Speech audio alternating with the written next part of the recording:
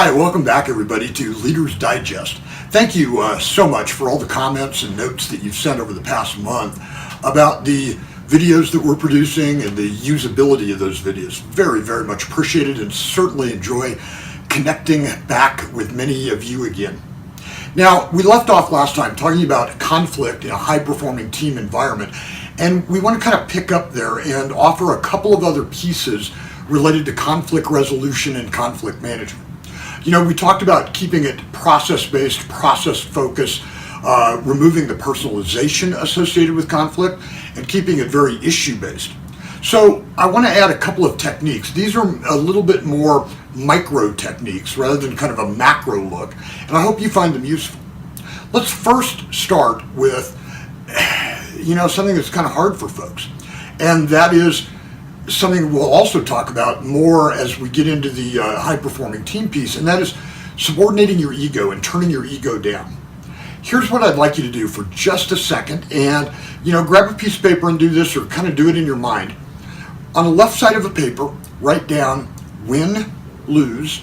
On the right side, write down right, R-I-G-H-T, and wrong. And then connect the words that you believe belong together from the left side to the right side.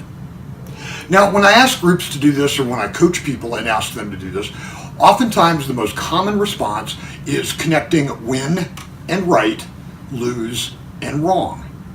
And you know what? Unfortunately, that's what leads to a lot of escalations associated with conflict.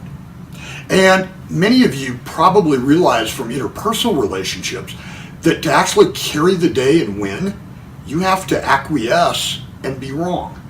Now, I'm going to ask you to think about that in a working environment, and I'll place it and I'll make this in very kind of operational level day-to-day example. Somebody doesn't like the music that you're playing in your cubicle. You have every right to do it. There is no policy against it. It's not loud. It's not obnoxious. There's no cursing in the music. You can play the music. But if the individual next to you says, look, I don't like that stuff you're playing, how big of a deal is it to absolutely at that moment in time just say, look, absolutely, I will turn it off, turn it down, put earbuds in, whatever it takes, and I will acquiesce, be wrong, and carry the situation long term and win. This also requires you, when you take that technique, it requires a couple of things. Requires you to pause before responding and say, you know what, because your natural reaction is, you know what, go pound sand. No, my music is every bit as good as yours. Just because you don't like it is, not my problem. But take a little breath back, take a little pause, think about that for a second before you react, and then say, you know what, say to yourself, what's the long-term value of really fixing and repairing this and making sure that this person gets a short-term win? I had a situation not too long ago. Somebody didn't like, my particular approach in training and coaching them. And they said, look, you're too direct. And, my natural reaction was, well, look, dude, you could, moderate your style a little bit or be a little bit more open to other approaches. But I chose to just acquiesce and say, you know what, you're right. Now, when you do this, make sure you don't do it in this kind of flippant, yeah, you're right, you win. Don't do that, because that's going to make it worse. But really do it in a thoughtful kind of manner. Now, the other technique that I want to introduce to you today is almost an opposite technique.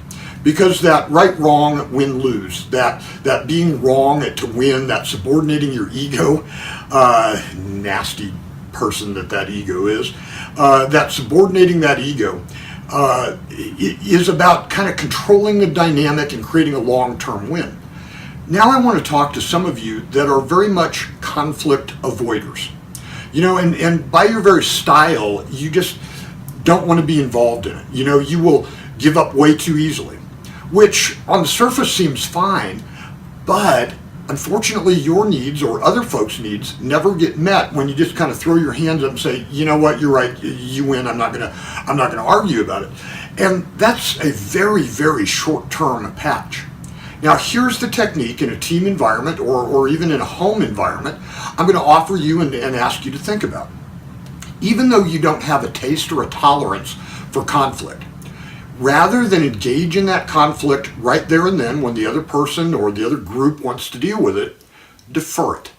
So what I mean by that is saying, rather than throwing your arms up and saying, look, you win, I give up, you have it your way, do what you want. Rather than doing that, say, you know what? How about we talk about this tomorrow morning? How about we talk about this a little bit later? That gives you, as somebody whose natural wiring is to avoid conflict, a little bit of time to think about it, to process it, to really understand what your need set is like, and then go at it and do it in a rational, calm way. It also, that little bit of pausing and that little bit of deferral will take some of the emotional edge off the other person too, which is in many cases why you choose to avoid conflict.